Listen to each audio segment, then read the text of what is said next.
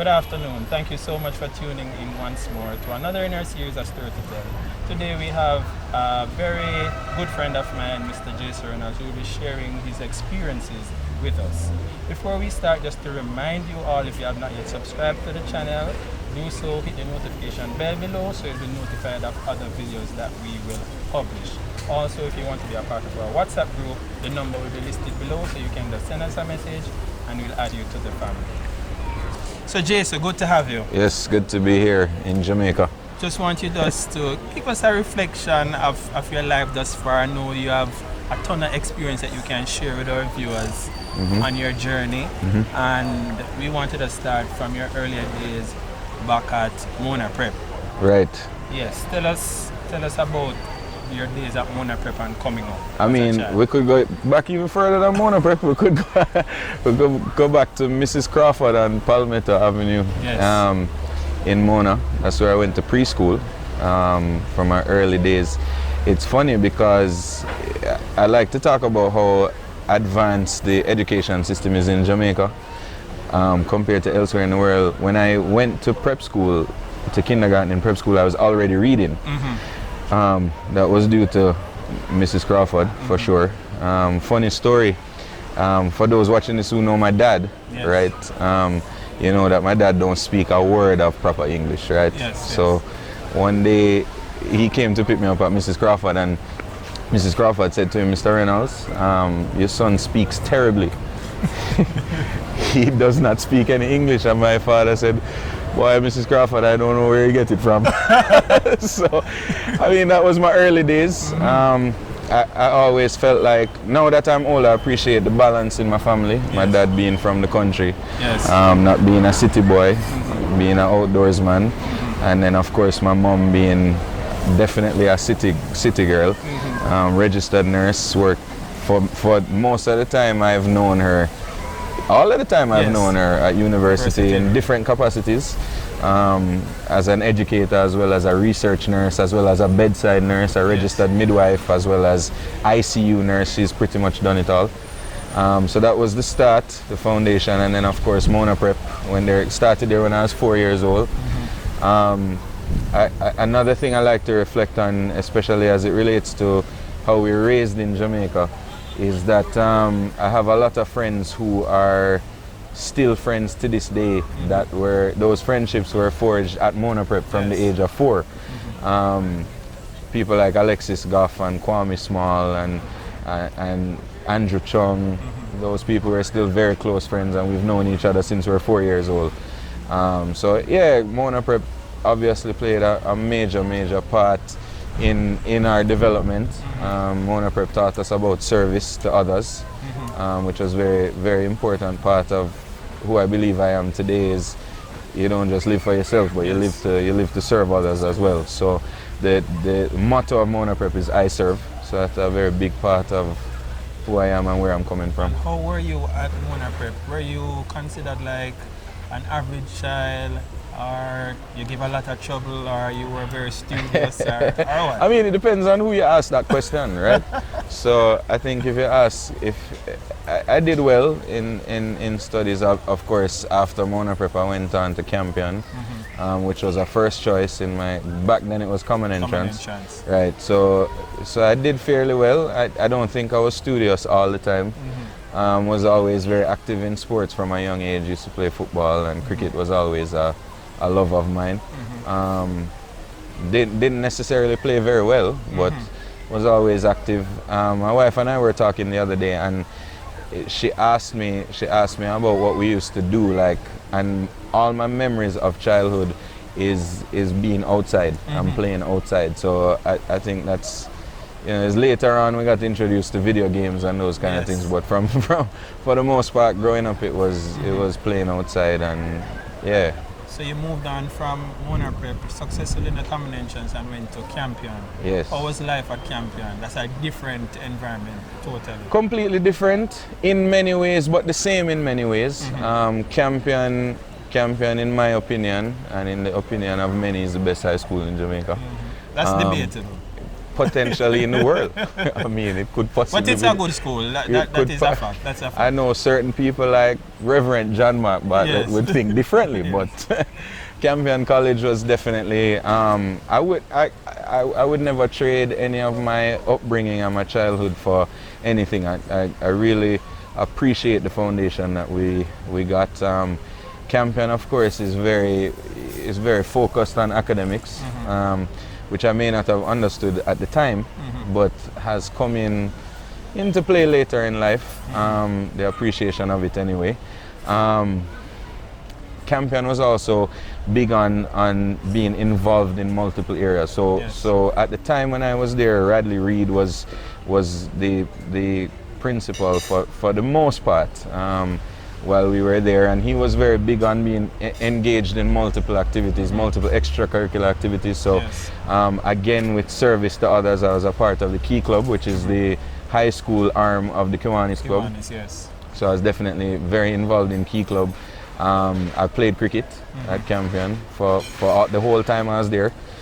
Played under 14, played Colts, and then played Sunlight. At the time it was Sunlight. I don't know what they call it now. Yeah. But and then it became Grace A-League after that. Grace Shield, basically. Yeah. So played cricket right through school there. And yeah, went to sixth form there as well. So after getting through CXC, and I know that's changed now. Yes. But after getting through CXC successfully, went on to sixth form and continued at Campion. So when you were finishing up your CXC exam, going to sixth form, in terms of your career path, what did you have in mind at that point? So I always wanted to be a pilot. Growing up, I actually started at Tinson Pen. In there, they had a summer program where you could start ground school. So I started there, started ground school, did my first few hours of flying, and was heading in that direction. After CXC, I had the opportunity to go and start flying at that time, but they recommended that we do sixth form for a number of reasons. If you did A levels, you would get first year university credits. So instead of taking 4 years to finish a degree, you would finish in 3 years. So that was one reason. I had been accepted into Florida Institute of Technology to study flying with a minor in aeronautical engineering, but decided to go back to sixth form, and I wanted to play 2 more years of cricket. So I ended up loafing out the entire 2 years at sixth form, never really doing any work.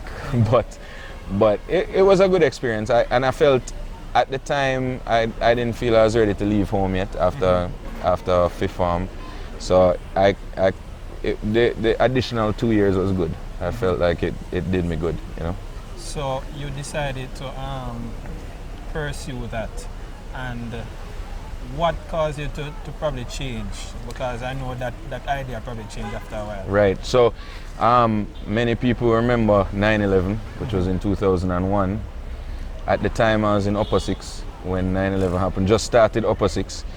And that changed the aviation industry significantly.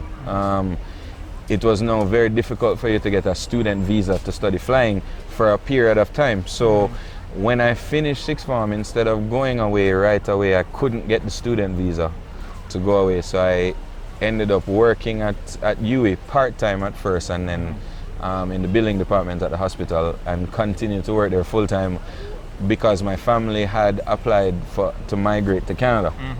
And so that was kind of just to kill time. So I ended up working there for 2 years before we ended up migrating. So what was your first job? Because that would have been your first time. That would have been my first full-time job. I used to work at KIG and John Crook with my dad every summer. In the parts department there. So but that would have been my first real job anyway. Yeah. So how did it feel bringing in your first paycheck and everything? I knew I was spending a lot of it, so I don't remember really what it felt like to keep money. I mean, when you're young and you start making real money, it disappears quickly, you know. But I mean, it was fun nonetheless. So your family decided to migrate to Canada, and that came through. Yeah, that came through when I was 21. So that would have been 2000 and no, I was 20. That would have been in 2004 is when we migrated in August of 2004. I mean, but in that time there's probably significant things that I would say contributed to where I am in my career now. Yes. Before you go there, what you have told us so far sounds like you've been pretty much busy with all these sporting activities at school and everything. But you also had church activities as well. Yeah, absolutely. Touch a little bit on that because I know you were heavily involved. Yeah, I mean, like we used to live at church, really. We were there like every day of the week, right? But of course, I was involved in Bible quiz growing up. That was again another significant part of my development, I'd say. Heavily involved in music. Again, which when it's always, they say hindsight is 2020, right? So when you look back at your life, a lot of things that you never really understood then. The reason why. Yeah. Right? You can look back at it now and see how it has impacted and contributed to where you are now. So I used to do music lessons with Dennis Rushton. Still keep in touch with Dennis up to this day. Used to be involved in the children's choir. I used to direct the children's choir for a while at Pentab. Bible quiz, of course. I've always been competitive, so I think that kind of fed my competitive side. But yeah, always definitely very involved in church. And with all of those activities, it gave you exposure to travel all over and go to different places. Definitely around the country. And I think the most significant thing, which even nowadays when I do interviews or when I teach, when I do guest lectures and stuff, what I talk about is my interaction with Paul Price, obviously, which is for us around the same time we got involved in doing sound in church. And just the knowledge and appreciation for being a sound technician, audio engineer, that I got from Paul Price is definitely 100% the foundation of where I am in my career today. So segue into that a little. So apart from the music and the Bible quiz and all of those things, you further went into sound engineering from church as well? Yeah, so doing sound in church at Pentab was my first sort of exposure to sound. And then I used to, my uncle, well, he's really my cousin, but in Jamaica we call him uncle. Yeah, exactly. Uncle Philip used to run an event management company and basically was producing, at the time, prior to, I think the market crash happened in 98, but prior to 98, there was a lot of, I would say prior to 2000 really, there was a lot of concerts happening in Jamaica. Everybody was coming here. So I got a chance to work with my uncle, Uncle Philip, with doing different various concerts. Did like the Hopeville tour a few times with Kirk Franklin and Yolanda Adams and Donnie McClurkin, Crystal Lewis. That's a name you don't really hear much these days. But we did Kurt Carr, a lot of gospel stuff. We did a lot of secular stuff too. I got an opportunity to work on a few different events. But that was definitely the start of what would later become more of a passion, right?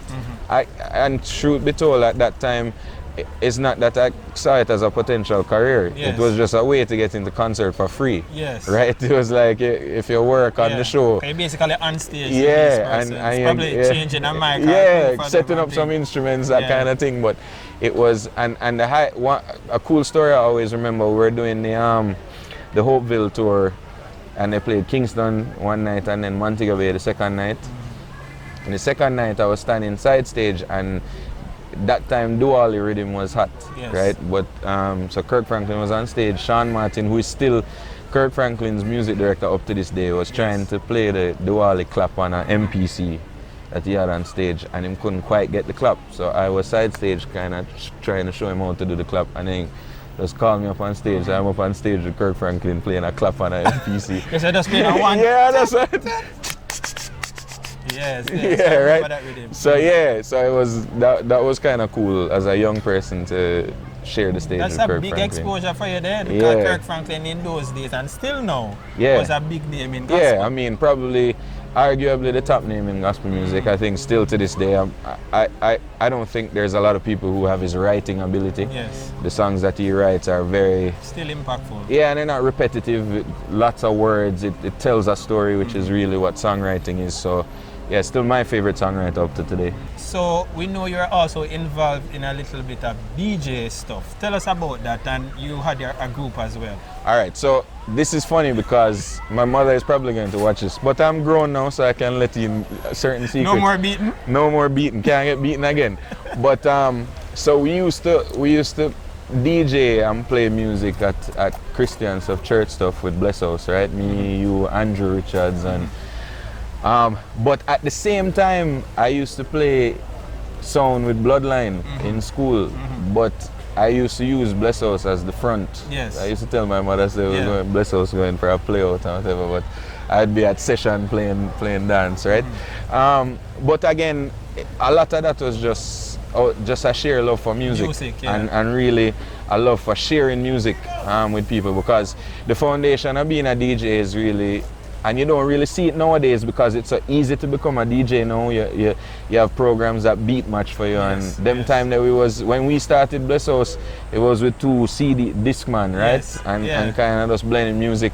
And even when we started Bloodline, when we started playing some Bloodline at Campion, it was a Lifesavers party, and it was just CDs, 2 CD player, and kind of just trying to match Sanjay, and Sanjay is now a big DJ and just turned lawyer. Yes. So I don't know how much DJ is doing nowadays, but and Matthew Samuda is a senator, and senator. The reason why I can't get plastic bag in Jamaica. But save the environment. No, I'm very proud of them. I'm very proud of the people they have become. Pierre, I know Pierre still promotes, Pierre Gobart and John Paul and these guys, still very active in music, but those days were really just a sheer love for music and wanting to share music and just wanted to be in that environment was what we live for, you know what I mean? It all through sixth form and stuff, and then afterwards it was a big part of our development and growing up, really and truly, because well, you know how playing sound is performing, right? Yes. Very different from DJs who play in North America. Jamaica is more of a performance, like you're the attraction, right? You're an artist, really and truly. So definitely with Bless House and Bless House was probably the first Christian sound system to play dub plates, like, cause nobody never really used to do that in Christian music. Yes. But our first dub plate was a Prodigal Son. Back in the day, I remember going to Danny Brown's studio, and with money I had saved up from allowance, and we all pool of money and cutting a dub plate, which was unheard of in Christian music, and I used to play at Praise House, like Marshall. All these people, some of these people I've spoken to in almost 20 years, but you put on a few events. I helped to put on a few events as well, gospel events. Yeah, absolutely. It's jogging my memory now because a lot of these things. But yeah, definitely great times, and times that, like I said, I wouldn't trade. So the time come for you to migrate. At what age was that? I was 2004, so I would have been 20. So for the first 20 years of your life, sound pretty packed yeah, so far. Yeah. So you're at the airport, you're going to Canada now. What's going through your mind? Is it mixed emotions or a feeling of, yes, I'm moving on to a next stage of my life? Do you have any plans at that point? I mean, I never wanted to leave. My intention was I wanted to just go to Canada for the first 30 days, get the permanent resident card, and come back. And you can travel. Yeah, exactly. So that was mainly what I wanted to do. I mean, my parents obviously had other plans, and God had other plans for me, but that's all I remember thinking. I just remember thinking to myself that it was going to be a temporary thing. Never really planned for it to be a permanent thing. So I never really, I mean, we said goodbye to people, but it wasn't really like, it was more like, yo, soon see come you back. Soon, soon forward, you know what I mean? Now in Canada, what's the plan now? I remember landing in Canada. It was August 1st, 2004, and it was 17 degrees outside. and I was freezing cold. And I you're was not like, used to those no man, temperatures at all. 17 degrees, it's freezing, right? And I'm like, and I saw people outside in shorts, and I remember going to Durham College with my uncle, and man was outside playing beach volleyball and 17 degrees, and I said, these people mad. Yes. There's no way I stayed in this place, car. And then my mother said to me, well, if you can get into school, would you stay? 'Cause like I said, I was dead set on just coming back, right? Yes. And I figure, well, there's no way I can get into, it's August, school starting like 2 weeks, like university starting 2 weeks. Them close admission from like March. Yes. So I matched it out and said, boy, there's no way I get into school. I didn't know that my uncle, again, cousin really, Yes. but Uncle Junior was director of mobile computing at University of Ontario Institute of Technology. So I said to my mother, yeah, well, if I can get into school, I never send no application nowhere. Yes. So I said, if I can get into school, then I will stay. Not knowing that she had already worked that out, some backdoor channel, right? Work it out with Uncle Junior to say that, to get me into the program there. He had spoken to the Dean of Business and got me into a program to pursue commerce. And so I stayed. I started school in September, and by October I was fed up and dropped out of school there. 1 month? 1 month. I remember the day. I was sitting in a e-commerce class that was being taught by a Chinese fellow, and I couldn't understand a word this man was saying, because it was like heavy Chinese accent speaking broken English. And I was like, this is not for me. In the meantime, I had received an email from somebody at Metalworks Institute saying that they were starting a school for audio engineering and music production. Up to this day, I still don't know how they got my email address. I think I'd applied to Trebas Institute years before, and a lot of the people who started Metalworks were from Trebas, so maybe they just took my email out of a database and sent me an email. And I saw the email that day while I was in class, not paying attention to the e-commerce. I said, brother. this look more like something that Said, you want this to pursue. is it. Music, I gone. Because at the time I didn't really, still, even up to that point, I mean, when you have traditional Caribbean parents, don't really see music as a viable career. Like my parents was very big on getting a profession. A real job. Yeah, get a real job, get a profession. Play music. Play music, nah man. Can't make a living playing music. And I think for even years, my mother used to call me and ask me if everything was okay. And I knew why she was calling me and asking me that, because my mother for a long time never really thought that music would be something I could do full time, right? So when I told her I wanted to drop out of school, out of a commerce program. She was disappointed, obviously. Yeah, very disappointed. My father is a man of very few words, so he never really say anything, but my mother was very, very disappointed. But she went to it anyway. She helped me she co-signed so I could get a student loan to go on. And Metalworks was very accommodating. At the time I met the owner, Gilmore, and he was very intent on helping me come to the school because I had already paid for 1 semester. So they saw that it was a brand new school, private school, so scholarships and financial aid wasn't available at the time. And they had basically knocked what I had paid already to University of Ontario Institute of Technology off of the school fee to allow me to come to the school there. And I did a 1-year program in audio engineering and music production. Mainly because, and it's not that I necessarily needed to learn everything that I learned that was being taught there. Because a lot of them you're exposed to from, a lot of that, from like church and being involved in sound and stuff. And that's I talk a lot about, when I get the chance to anyway, I share a lot about people here that do sound, that they're so good at what they do. And a lot of them are self-taught and oftentimes not given the credit. But honestly, everything that I had learned from Paul Price and people like Mikey, you remember Mikey and Pablo?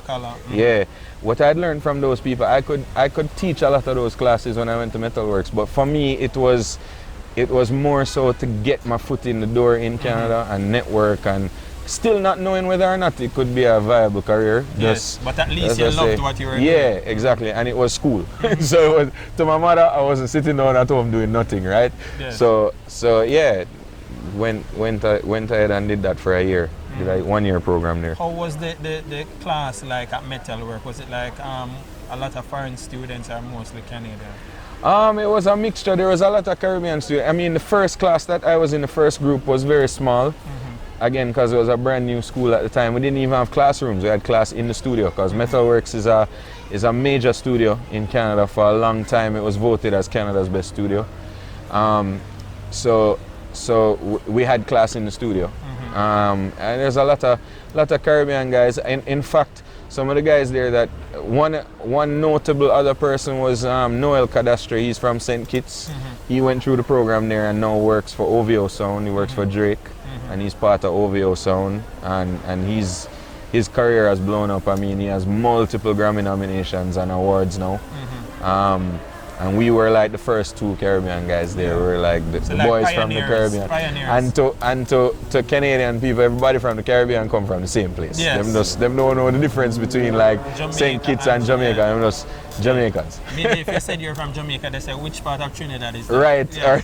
Yeah. So we were the first two Caribbean boys there at the school. But and it's interesting that we've both kind of gone ahead and done something incredible with our career. So you did that 1 year program at Metalworks, and where did you go after that? So after that I went into freelancing. So just as a freelance engineer, I kind of went to a few different production companies, started to try and get out there, get my foot in the door. It was difficult at first because again, when nobody knows you, you kind of have to prove yourself. Yes. I remember the owner of one production company sending another guy to babysit me on a gig one time because he didn't think or wasn't sure if I could do the job. Yes. I didn't take it personal. Yeah. I took it more as fuel to the fire, you know what I mean? I've never been afraid to prove myself. Yeah. So yeah, just from there, just freelancing and of course mixing in different, I used to do different churches. Mixed on, there's a gentleman by the name of Dion Cockett. Dion gave me my first gig in Canada. Dion's well known in the Canadian gospel industry. At the time, Dion was production manager for most of the big concerts, doing a lot of live recordings. At the time, they were doing a lot of live recordings in Canada. And Dion was actually the one who called me to mix front of house for Ricky Dillard's live recording. 7th episode live in Toronto, which ended up winning 2 Stellar Awards. And Dion was the one who put me on that. Never really knew who I was, just knew that I did sound and decided to take a chance on me. And we still work closely together up to this day. He's a good friend of mine. But Dion really gave me my first gig in Canada. And then big up yourself, Dion. Yeah. And then I got connected with Corey Butler, who is from Jamaica. Corey Butler used to play for Portmore Vision. I used to play for Colleen Davis, and he moved to Canada, and then we ended up connecting in Canada, became very good friends. And Corey was the one who he produced the Toronto Mass Choir album that won Covenant Award, Made for Worship, and he brought me on that gig to mix front house. So those two people definitely had a huge part to play in my career, and I try not to forget where I'm coming from. I try to always give that credit where it's due. A lot of the work I had to put in, obviously, but a lot of the times you always need that person who will take a chance on you. Yes. And definitely in Canada, Dion Cockett, Corey Butler, Oswald and Karen Burke, Toronto Mass Choir, those people definitely took a chance on me and put me behind a console on major events. Like we're talking major events. Leroy Miller from House of Levi. Those people were the first to give me a console and say, all right, mix show. So you're doing that for 2-3 years, and then you got another opportunity.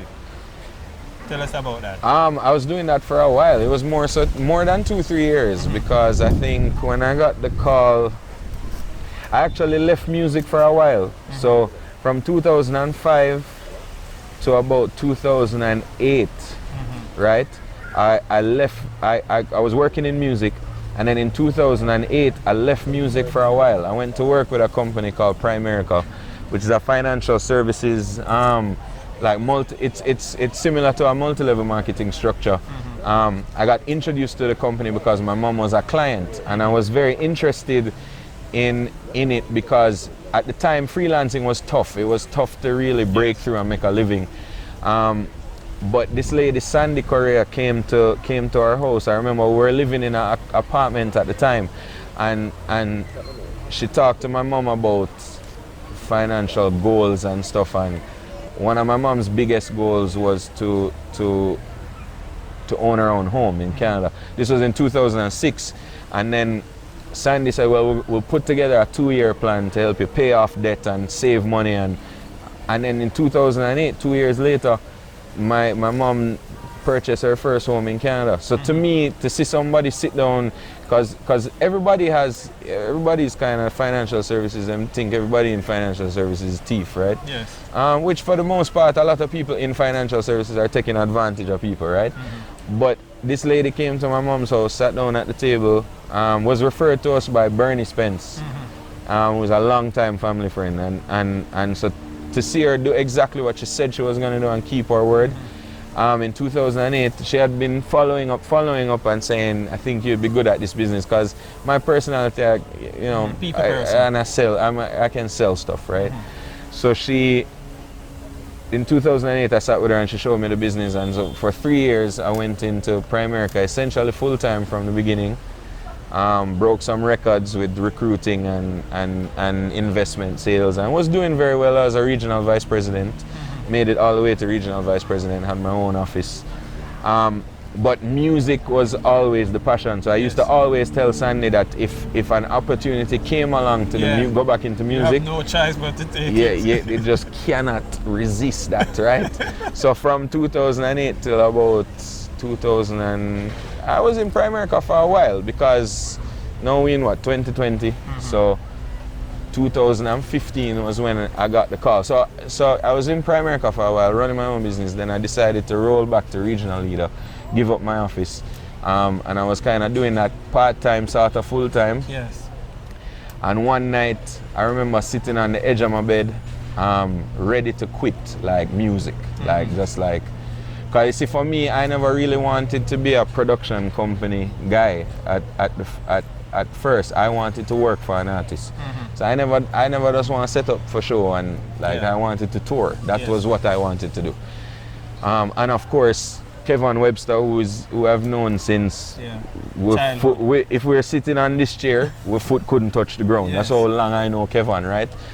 Kevin was touring, and a huge inspiration to me. Every time Kevin used to come to Canada, we used to connect and get together, and so that I had that bug, that itch, and I remember sitting on my bed ready to quit music. Say, oh, maybe what everybody's saying, get a real job, maybe there's something to this. Need to look into something else and go get a real job, right? And sitting on the edge of the bed, ready to give up, and I get a call from Brian Williamson, who Brian and I had worked together years before with Papa San. So Brian was playing drums and I was mixing, because a lot of the times when Papa San used to come to Canada, if he didn't bring an engineer, they would call me. And I'd go out and mix the show. And Brian called me and he said, yo, I'm in the studio with Dean Pan. Like I was supposed to know who Dean Pan was, right? Yes. So I said, okay. He's like, well, Dean is Shaggy's production manager, front house engineer, and them looking for a monitor engineer. So I say, he said, well, if you're interested, I will recommend you to Dean, cause like I said, we had worked together with Papa San, and so Brian actually passed my name on to Dean. But I was proactive, cause from before that, I had Paul Lee Rossi, who is Shaggy tour manager. I had his number on my phone. So I reach out to Rossi and say, yo, I hear you might be looking for an engineer, and Rossi's response was, well, loosely. Yes. If you know Rossi, that's how Rossi kind of communicates. You know, it's a typical Rossi answer. Yes. Rossi don't always give a straight answer. Rossi's like, well, maybe. So I kind of mentioned to him, well, I'd be interested. I was engineering at Elevation Church in Toronto, their Toronto campus. So we used to load into schools. The church was in a school. That's before they had a permanent facility. So every Sunday morning, load in, go at 6 a.m. So it just so happened that Shaggy's next show, and sometimes, boy, when you look back and see how things line up, Shaggy's very next show after that conversation was in Toronto for the Toronto International Reggae Festival. And so Rossi called me and he said, well, listen, you can treat this as a audition.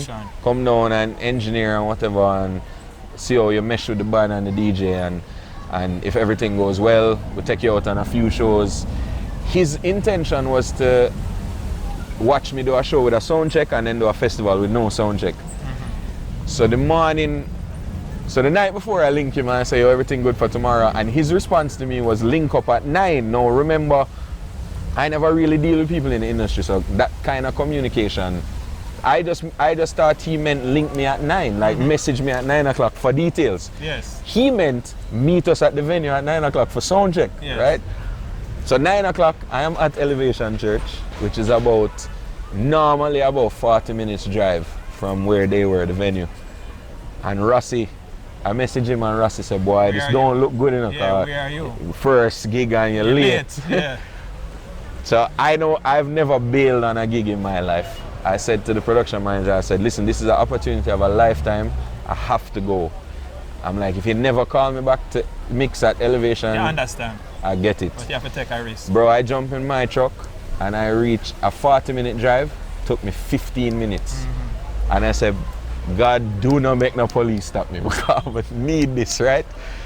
Jump in the truck, rush go down. Luckily, they weren't ready for sound check. It was kind of delayed. Got there, met Dean in person. Me and Dean kind of clicked right away. Did the sound check. Now remember, his goal was to have me do one show with a sound check and one festival style.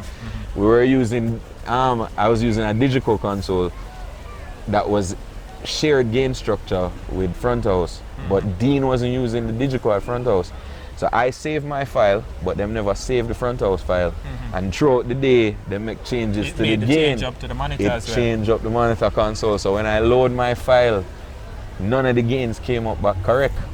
So in the changeover now, while the DJ spinning, I just make the band play and quickly dial it back in, and the whole time Rossi watching what's going on. And so essentially had a sound check and then did it festival style because messed up, right? And a lack of experience, you know what I mean? And after the show, he called me aside at the hotel and he said to me, I never forget this, he said to me, how much I owe you for today? And to me, and this is a lesson to younger people, when he said audition, that never mean pay to me. I had done many gigs free because I was just looking for an opportunity. I was looking for a shot. It wasn't about the money, it was about a shot to be Shaggy's engineer. So I said nothing. We never thought there was no money, it was an audition. And the next morning he called me and he said, oh, you ready to travel? And 2 weeks later I was in Guam. I remember we were living in Woodbridge at the time in a townhouse, and I remember I was on the back patio. My daughter had just been born at the time, so this was 2014. And yeah, I remember being on the patio and I sat back in my chair and just couldn't believe it. And like I said, 2 weeks later in Guam and Philippines, it's really happening. like really happening. And the first show was horrible because so we get to Guam, and Guam is an island out in the Pacific, so it's not like mainland where you have good equipment, right? Like whatever equipment you get over there, you have to use it. But the expectation of the artist is the same. The artists need a certain level of production to be able to execute effectively, right? So I remember getting the sound check and they had their own old Crest console, and every channel on this console distorting. Like that was analog. No, analog this one, no maintenance, no upkeep, nothing. So I said to the guy, I was like, about anything digital on the island? He said, yeah, we have an X32 now. Shaggy input list bigger than 32 channel. So I just start get creative and say, all right, we're gonna drop some inputs and we're gonna make it work. Did the sound check, get to the show now, and the fuse in the amplifier that was running the horns in the middle monitors blow during the show. So no high end in the monitor. when Shaggy go out on stage, it sound like him. Muffled. So you can't hear. And them time them never use in-ears and them thing, right? So if you can't hear the monitor, you can't hear. Shaggy come off a stage and tear bad word off of me for about 5 minutes. The band up on stage playing, you know. And him stand up beside me and monitor where like cuss me off, you know. So I come off the stage and I said, Dean, thanks for the opportunity, because I figure I get fired. That's the end of the road. This is it. One show, that's it, right? Dean said, nah man, the DJ knows say boy is faulty equipment, and him said just make sure tomorrow night, the next night we're going to the Philippines, just make sure tomorrow night good. And he kind of gave me a little pep talk. Dean gave me a pep talk, and then Shaggy came off of the stage and said, yo, don't take it personal, everything cool, like we don't say it's not your fault. Next night went to the Philippines, had an excellent show. Here we are in 2020 and we're still touring the world. So I always mention that really Paul Lee, Rossi, Dean Pan and Shaggy changed my life. Because I definitely was quitting music. And Brian Williamson, big up Brian, because he was the one who remembered me to put me in that position.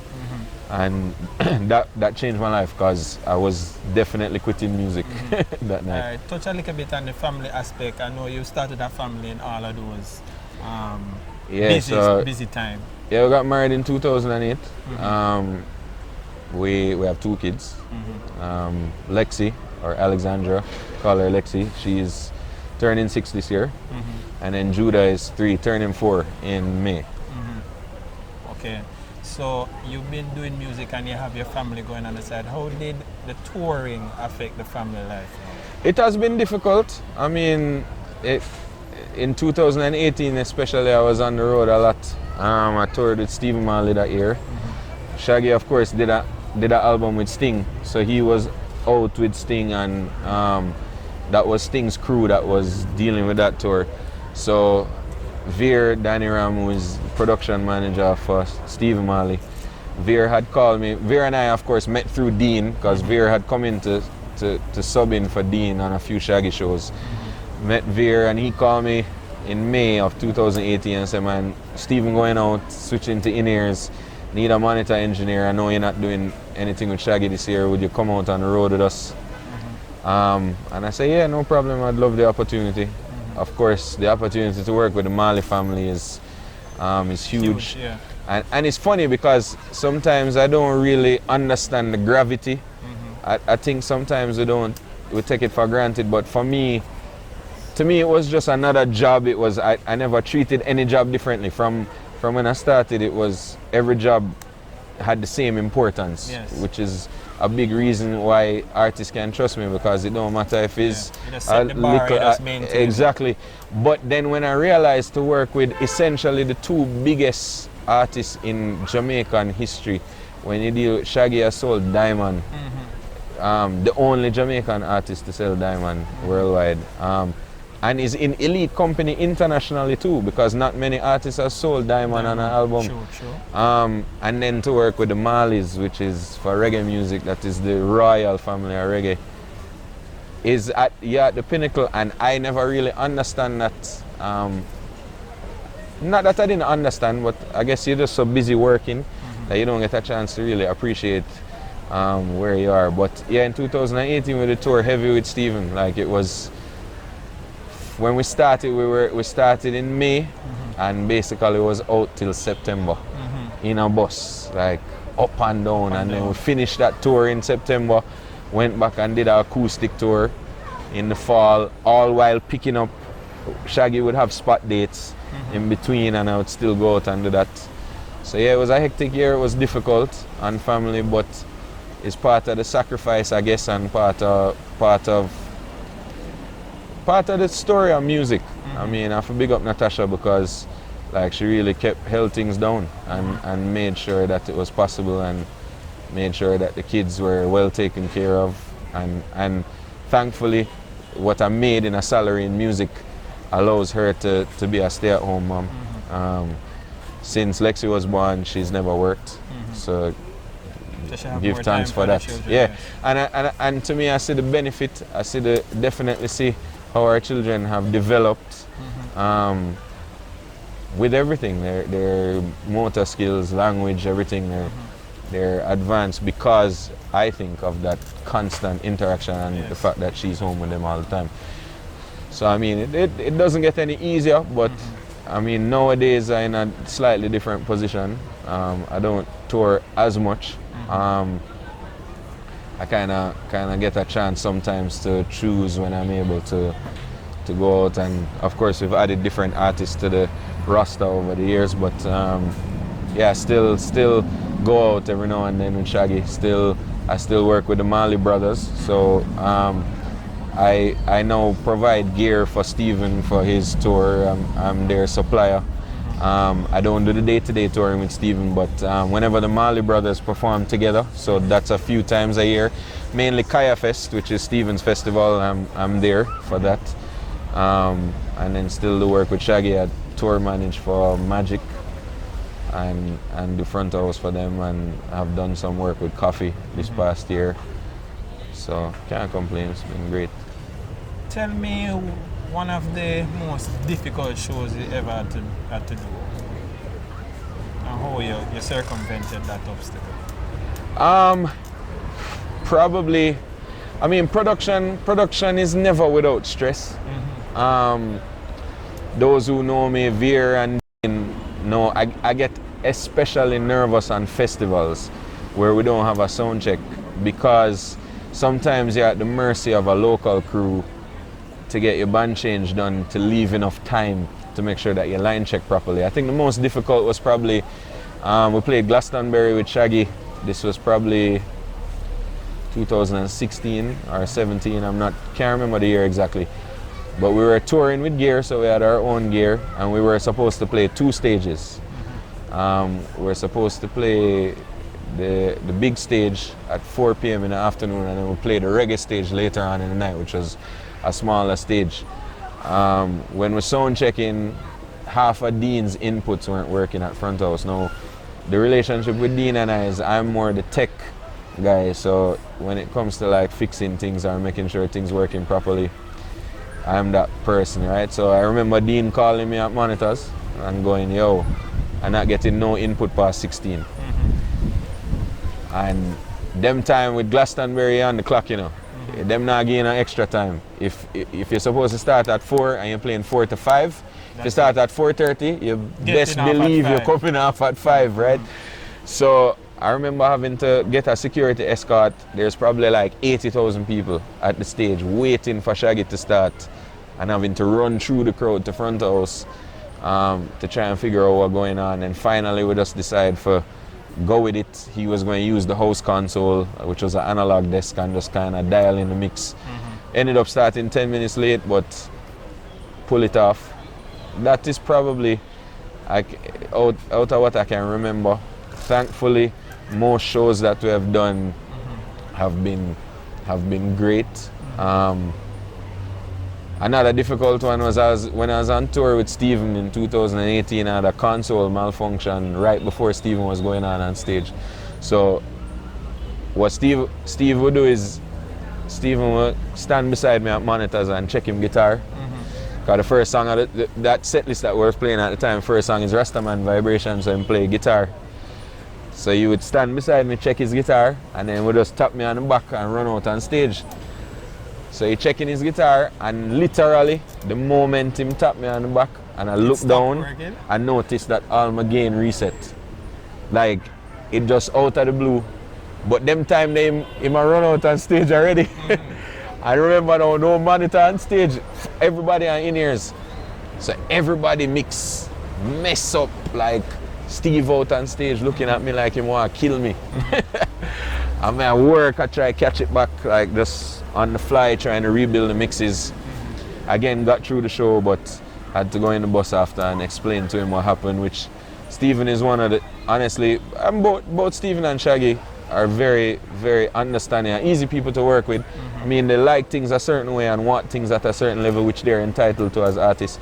But if you have something that, you know, as long as you own it. So I remember going in the bus and explaining to Steve that what happened, and he was definitely understanding of it, but it was He was at the time on that tour. It was a 50-minute set. It was the longest 50 minutes of my life because I just there waiting for that 50 minutes to done. Yes, Because it's really hard to catch an in-ear mix like that. And at that point we were weeks into the tour, so you're used to, and we're traveling with our own gear. So by that time the mix polish it tight. So the artist used to a good mix every night, and then out of the blue you just have this nonsense, right? It was rough, but touching a little on the technical aspect. So you've been around since analog. Yeah. And then you have seen the introduction of digital coming. Tell us how you handle both and which one you prefer. Because each has its advantage and disadvantage, but which one you do give the edge and why? Right. So I consider myself a progressive user. I try to keep ahead of technology as much as possible, or at least with it. So I do 1 or 2 trade shows a year. I go to NAMM in January. I'm always trying new things. So I am fully converted to digital. I won't, to me, taking out the analog console on the road is a waste of time. Like I understand guys who, some guys say, well, the warmth of an analog desk, or at the end of the day, to me, the most important thing is the end user experience, right? And no concert goer is going to walk into a concert and go, man, them should have used an analog desk. Yeah. You know what I mean? They don't know the difference. They just want the end product to be good. Right, and so there's a lot of factors of why, like when we're using analog, we'd have racks and racks of outboard gear. Take time to set up. Also, analog gear is more susceptible to getting damaged on the road because it's moving around. Especially a lot of the tours that we're doing is bus and trailer. It's not, the gear is not sitting in a nice, comfortable 53-foot tractor trailer, whereas on a air brakes and smooth ride, it's getting beat up. Analog gear and a lot of the tube gear that gives you that warmth, it gets damaged on the road easily. Tubes are not meant to be moved up and down like that. Capacitors go, and it just takes long. Like it takes 6 people to lift up an analog board, where me and one other person can lift up my SD12. Like, you know what I mean? So I am not one of those people who are, it has to be analog, it has to be. I just don't think for the extra work and the extra time and the extra space you need for all of that stuff, that it translates that way to the audience. So I am fully converted to digital. I am good with never seeing another analog desk. Some of my friends are going to watch this and go, "You're crazy," and that's fine. But I will never break my back again to lift up a Midas XL4. It would just never happen. Because to me, so heavy. Yeah, and where they've come with digital, like I'm a big Digico user. Digico now has 32-bit cards in their SD racks. They sound incredible. I just don't see the benefit, me personally. I know some friends of mine, Brandon Blackwell, who mixes Lizzo, he has some analog pieces outboard that he uses along with a digital console. I get that. I get using analog preamps depending on the type of music. I mean, in dancehall, when them done cup the mic, you're not gonna hear the difference anyway. But I get, if you're mixing like Josh Groban or a pure singer and you want to run that through an analog preamp to give it a certain coloring, I understand that. So there's definitely room for hybrid approaches. Me, I'm all, give me a 8x8 space at front of house and I'm fine. I don't need much more. As we close, could you just give our viewers a word of encouragement for those who are probably interested in a career path like you have chosen, on basically tips on how they can proceed and such? I mean, if I was to encourage anybody, and it's not just in music, it's in life, don't give up. You know, I was at that point, and all of us sometimes get to that breaking point, but if you just keep going, and if you just take one more step and go one more day, I am proof. I'm living proof that dreams come true. That if you work hard, people take notice. And it's cliche, but hard work beats talent when talent doesn't work hard. Yes. You know, so there's a lot of guys out there that are more talented than me, I'm sure of it, that can mix better than me. But one thing is for certain, they'll never outwork me. Yes.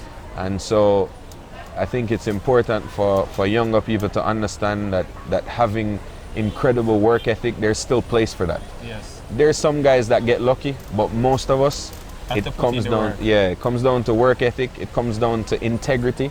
Be a person of integrity. Be a person of your word. If you say you're going to do something, do it. Don't say you're going to do something if you know you can't do it, right? And timing is also important. 100%. Keep working hard. Never give up. Be true to your word. Because at the end of the day, your character is all you got. If you have all the money in the world, but you don't have character, don't mean anything. So, you know, that's the words I live by. Jason, thank you so much for sharing with us. Yeah, man, I appreciate know that this interview will be beneficial to quite a number of persons. Thank you all for staying with us one more time for another episode in the series of Story to Tell. We had a wonderful guest today, Mr. Jason Reynolds, who shared quite a lot with us. So until next time, reminding you to subscribe and check our WhatsApp number below if you want to be a part of the family. Until next time, have a great day.